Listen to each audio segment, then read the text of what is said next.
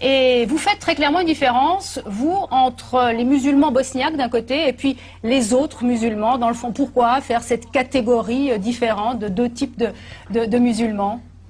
Alors, comme l'indiquait M. Freisinger, les musulmans des Balkans sont des gens extrêmement modérés, qui sont beaucoup moins revendicatifs que ceux du Maghreb, notamment. Et puis, j'aimerais encore faire une remarque après l'intervention de M. Hilpold, qui a évoqué l'état de droit. Or, j'aimerais juste lire quelques lignes du livre d'Annie Ramadan, votre frère, « L'islam est la dérive de l'Occident ». Mais l'islam comprend une notion qui est étrangère à la démocratie moderne.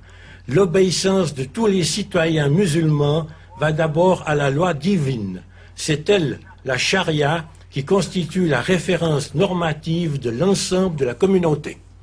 Oui, monsieur, ce que je peux vous répondre, parce que d'abord, vous... Oui, c'est votre frère. Oui, c'est pas moi. Ouais. Mais en plus, il faut lire l'ensemble de sa réflexion pour les sociétés majoritairement musulmanes. C'est ce qu'il est en train de mettre en évidence. Et ce qu'il dit et ce qu'il pense, ce qu'il traduit dans ces lignes-là, c'est qu'à partir d'un certain moment, quand il y a la loi instaurée d'un pays, on la respecte. Je vous pose une question. Est-ce que vous avez lu, de la part de Hani Ramadan, directeur du Centre islamique de Genève, une seule réflexion disant qu'il ne fallait pas respecter la loi suisse?